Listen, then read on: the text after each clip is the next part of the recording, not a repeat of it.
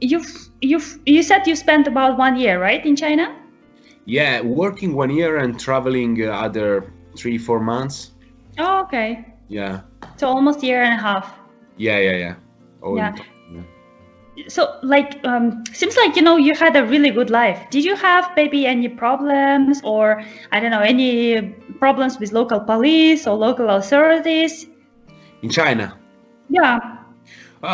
Just when I was cycling in Xinjiang, the police was a bit, I don't know, they have to control more people. They have their stuff there going on. So I was few times stopped by police and checked my passport and stuff, but all the police officers were always super polite.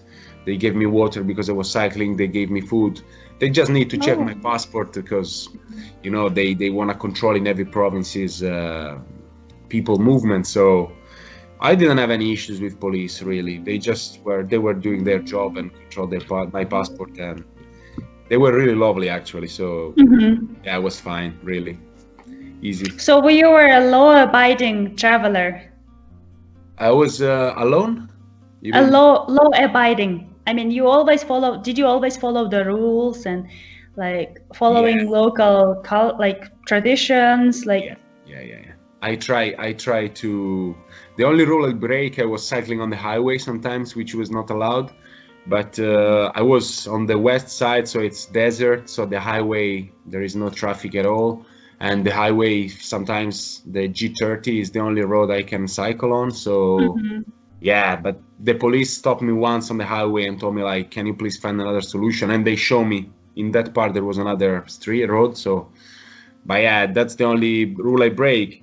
About tradition and culture, everywhere I go, I try to follow the local culture and how people live.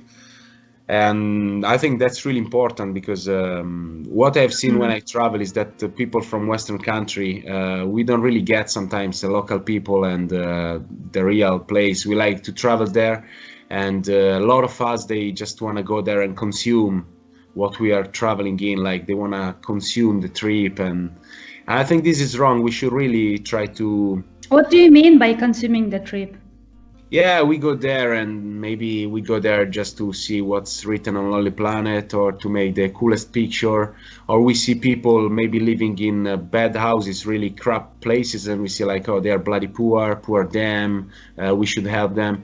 And sometimes we should just try to think more, I think, about how local people think, because what is really normal for us maybe it's not for people which believe in Buddhism or which they grew up in the jungle. So for me, it's poor. I see this bloody house in the middle of the jungle, no running water, no electricity, no iPhone, nothing. But then maybe this person is maybe happier than many people in Western country, which they have to work 8 hours per day in the work they don't really like, in a city that, yeah, they don't have free time. And then I see these people with no money, but yeah, when they are hungry, they just fish, and then they spend all the time with family and friends and the community.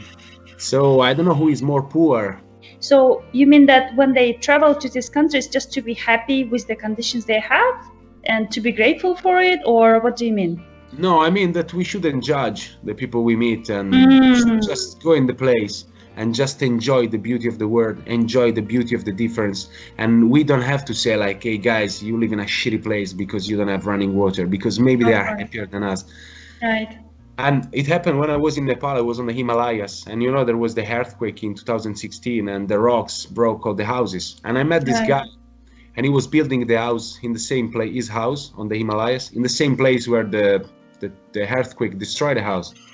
And I told him like, man, the next earthquake, your house will be broken again, because the problem was the rocks falling down from the mountain. And he told me like, yeah, of course, but I am Buddhist.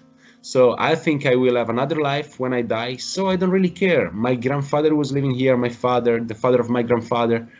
So I don't care. And in that moment, I was like, wow, I mean, who is right? I mean, I'm Christian Catholic. I believe in heaven and stuff. He believed that he will born again.